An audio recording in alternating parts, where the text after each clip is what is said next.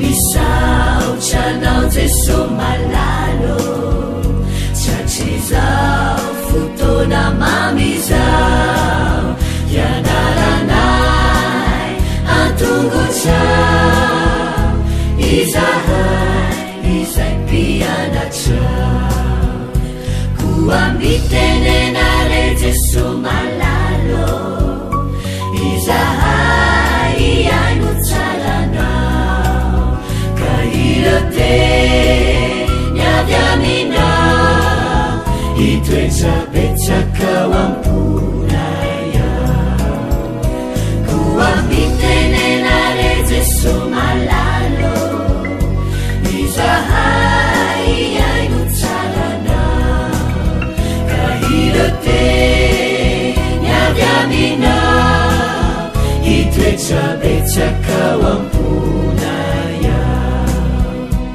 iroteny avy aminao itoetra betsaka ao amponaya.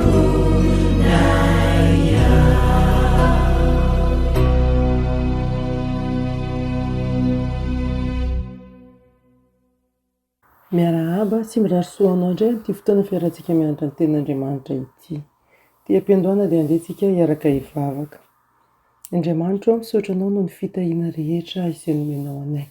Misaotra fa noforononao izay. Misaotra fa novonjenao tamin'ny alalan'i Jesosy izay. Misaotra fa manomana fiainana mandrakizay ho anay ianao. Misaotra ihany koa fa miahy ny fiainanay ianao eo ampiandrasana izany fiverenanao any amin'ny raholanitra izany handrisanay ny fiainana mandrakizay. Misaotra ny amin'ny tontolo andro tsara, ny masoandro, na ny orana, ny fahasalamana, ny fianakavianay. Misaotra ny amin'ny zava-tsoa rehetra reny. Eny fa nasedra izay lelovanay dia isaoranay ianao satria fantatray fa ampitomboana finoanay no amelanao anay andalo ireny sedra ireny. Tianay ametraka ny fiainanay manontolo eo am-pelatananao ka dia ampianaro izahay ametraka an'izany fiainanay izany eo aminao, ampianaro izay ampitomboany finoanay atoky ianao. Ary amin'izao fotoana izao raha hianatra ny teninao dia aza avy amin'ny alalan'ny fanahy masina ny sainay sy ny fonay mba handray ny hafatra izay tianao ampitaina. Tonona sy angataniny amin'ny anaran'i Jesosy mivavaka. Amen. Lohatenintsika androany dia hoe manitsy ny tsy mety. Manitsy ny tsy mety. Misy zavatra mbola tokony ataontsika sorona ve ankehitriny izay anisan'ireo dingana atao ahazoana famelan-keloka? Inona ny voka-dratsin'ny fiheverana fa angatahina fotsiny famelan-keloka fa tsy mandalo ireo dingana izay maneho marina fa manenina tokoa isika. Rehefa manaiky ny foto-kevitr'Andriamanitra momba ny fanonerana ny fahadisoana isika dia takian'ny pahary ny anarahantsika ireto dingana ireto. Voalohany ny fiakian-keloka. Ilaintsika tokoa io. Tsy atao ankapobeny izany fa faritana mazava ilay fomba nandratratsika n'Andriamanitra sy ny hafa. Tsy ho imasombe sy ny maro no anaovana izany fa manokana. Amin'Andriamanitra rery ihany ity fiakehana ity no atao. Mario fa ho an'i Jehova no nanaovana io sorona io araka ny voalaza amin'ny Levitikosy 5:1. Faharoa ny fanonerana. Ny famerenana izay nalainao no dingana manaraka ka ampianao 20 isan-jato izany. Ambony lavitra io isan-jato io any amin'ny andin-tsoratra masina hafa. Saingy 20 isan-jato ny ao amin'ny Levitikosy satria niaiky ny helo ilay mpanota fa tsy azo olan-tanana ka voatery manao fanonerana.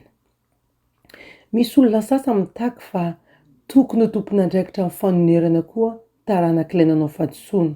Saingy tsy misy manoana izany eo amin'ny Levitikosy.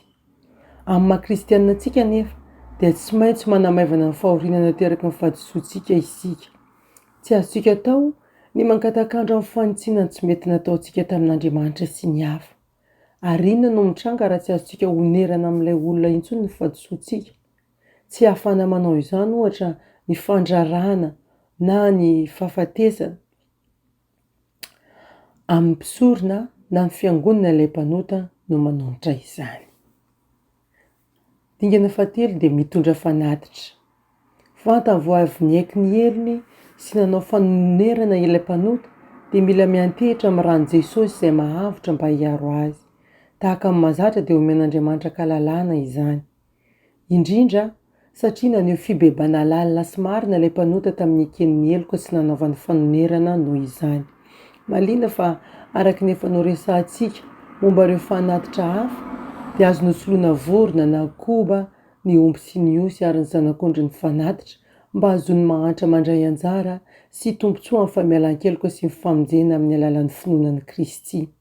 Fa amin'ny fanatim-panonerana kosa dia ondry lahy ihany no azony ekena, izay anisan'ny lafo vidy indrindra manaraka ny omby lahy. Manambara mazava izany fa vidin-dafo ny fahotana. Misy vokany ny fahotana na efa voavela amin'ny fahafatesany Jesosy aza ka mamela olatra eo amintsika sy ny hafa izay tsy voafafa raha tsy amin'ny fiavian'i Kristy. Inona amin'ireo fitsipika sy fehi-kevitra ireo no hitanao tena sarotra? Satria izay zany ilay dingana anankitelo izay tokony ataontsika mahakasika an'ity fahazoana famelan-keloka ity. Ary tsindry mazava tsara fa ilaina ny manitsy ny tsy mety. Izay ilay fanitsinany tsy mety. Ao anatin'ilay fanitsinany tsy mety zany dia misy an'ilay dingana fiankeha-keloka, faharoa fanonerana ary fahatelo fitondrana fanatitra. Mety ho zava-baovao amintsika izany fa nampahafantarina antsika kosa fa manan-danja eo anatrehan'Andriamanitra. Ka dia andeha antsika hangataka ny fanahy masina mba hanampy antsika natateraka an'izany dingana zany ary mba hatsapantsika ny fiadanam-pon'ny olona voavela heloka. Misaotra anao zay Ray Malalo ny amin'izany hafatra izany. Ampio izahay mba hiaiky ny heloka eo anatrehanao fa tsy hanafina ny fahotanay. Ta io izay mba hanenina amin'izany ary mba tsy hanafosafo izany amin'ny ankapobeny fa ho teneninay amin'ny atsipiriany na fahotany natao taminao zany na tamin'ny hafa dia mba honeranay ihany koa izany. Indrindrandrindra aoka izay atsapa fa ny rano reriny Jesosy no manome anay ny tena famelan-keloka ka dia omeo anay ny finoana izany famelan-keloka raisina avy aminao zany.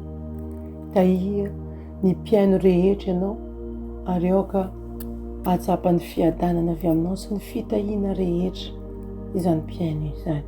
Tononona sy angatanana amin'ny anaran'i Jesosy mivavaka. Amen. Dia mirary soa anao sy miankona anao ary manao mandra-piona sy mandra-pitafa ho amin'ny manaraka indray.